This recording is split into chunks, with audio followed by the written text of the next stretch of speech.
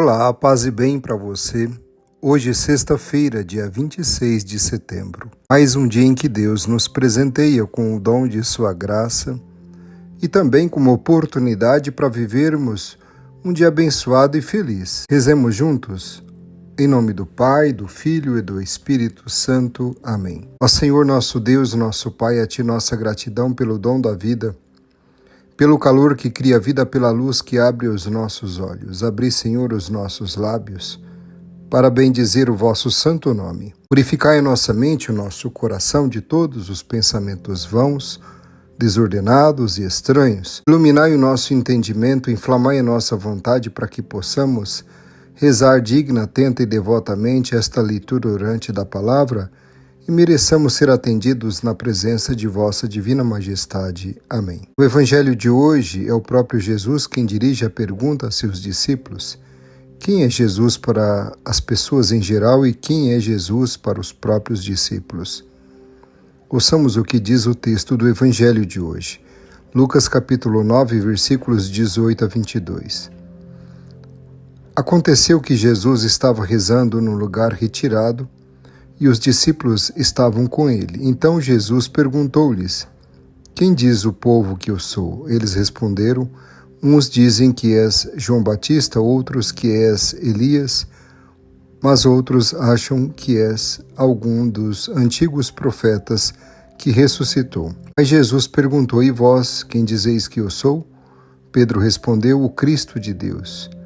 Mas Jesus proibiu-lhes severamente que contassem isso a alguém. E acrescentou: o Filho do Homem deve sofrer muito, ser rejeitado pelos anciãos, pelos sumos sacerdotes e doutores da lei, deve ser morto e ressuscitar no terceiro dia. Palavra da salvação. Glória a vós, Senhor. O que diz o texto? Um dos traços característicos do terceiro evangelho é a frequência com que se fala que Jesus estava rezando. A dupla pergunta feita aos discípulos surge da oração e é o resultado da consciência que Jesus tem de não estar sendo compreendido. A resposta dos discípulos confirma que as multidões não só não têm clareza acerca da identidade de Jesus, como não conseguem ultrapassar o limite do imediatamente visto, da aparência. A opinião das multidões prende Jesus ao passado de Israel. A segunda pergunta engaja os discípulos numa resposta existencial. A recomendação de não contarem a ninguém o que eles acabam de professar tem por finalidade salvaguardar a novidade do Messias que Jesus efetivamente é. A profissão de fé de Pedro, Jesus anuncia a sua paixão, morte e ressurreição. Esse anúncio exige dos discípulos se distanciarem da opinião das multidões a respeito de sua identidade e de uma falsa ideia do Messias. Esse anúncio tem igualmente uma incidência prática na vida dos discípulos. Como seguidores de Jesus, eles devem superar toda a tentação de poder mundano, pois o poder do Cristo é o amor e o serviço gratuito e generoso, que faz com que alguém se torne capaz de entregar a própria vida para realizar a vontade de Deus. O que o texto diz a você hoje? A pergunta de Jesus é repetida para nós em todos os momentos. Quem é Jesus para nós? Não se trata de uma pergunta supérflua. É claro que sabemos já quem é Jesus. Não somente cremos em Jesus como Filho de Deus e Salvador da humanidade, mas queremos segui-lo com fidelidade na vida de cada dia. Mas temos que refrescar ou renovar com frequência esta convicção, pensando se realmente nossa vida está orientada para Ele, se nossas opções de cada dia estão de acordo com seus critérios. Quem é Jesus para mim agora, nesta etapa concreta da vida que estou vivendo? Não podemos responder a esta pergunta com palavras magistrais nascidas do estudo. Nossa resposta deve ser muito simples, nascida da vida de cada dia com o próprio Senhor. A pergunta sobre Jesus é a pergunta sobre nós mesmos. É uma pergunta fundamental porque implica a nossa própria identidade cristã. Jesus agora não pede uma opinião, mas uma opção. Não uma teoria, mas uma confissão de fé. Não uma conclusão de um discurso, mas uma tomada de posição. Porque a questão que significa seguir a Jesus não pode ser separada da questão sobre a identidade de Jesus. Quem é Ele? Para mim, para você. A resposta do povo já não serve mais. A pergunta exige uma resposta sem meias palavras. A pergunta exige uma tomada de posição. Estar com Jesus em pessoa não era suficiente. Ter o conhecimento da multidão não era suficiente.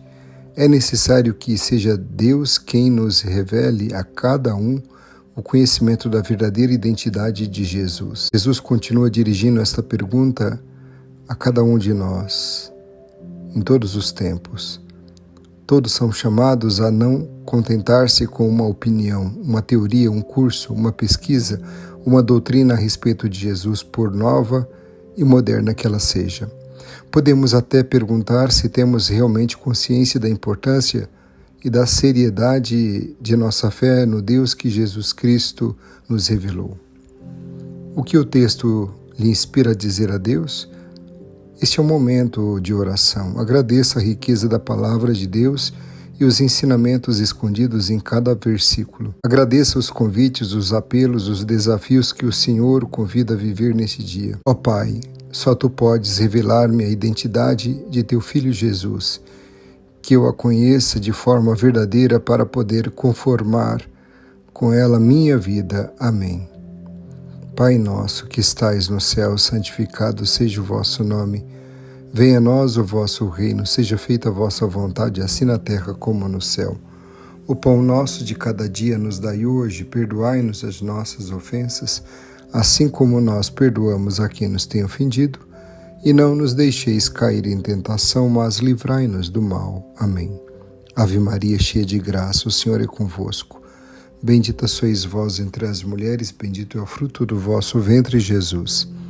Santa Maria, Mãe de Deus, rogai por nós, pecadores, agora e na hora de nossa morte. Amém. Glória ao Pai, ao Filho e ao Espírito Santo, como era no princípio, agora e sempre. Amém. Qual novo olhar nasceu em você a partir da palavra? Como você pretende viver concretamente durante o dia os apelos que o Senhor lhe revelou? Vamos demonstrar pela vida a fé em Jesus Cristo que recebemos no batismo e que vivemos como pessoa cristã no seguimento de Jesus. Que Deus vos abençoe e vos guarde, que Ele vos mostre a sua face e se compadeça de vós. Que volte para vós o seu olhar e vos dê a paz. Abençoe-vos o Deus misericordioso, Pai, Filho e Espírito Santo. Amém. Uma sexta-feira muito abençoada e feliz para você. Um forte abraço e fique na paz.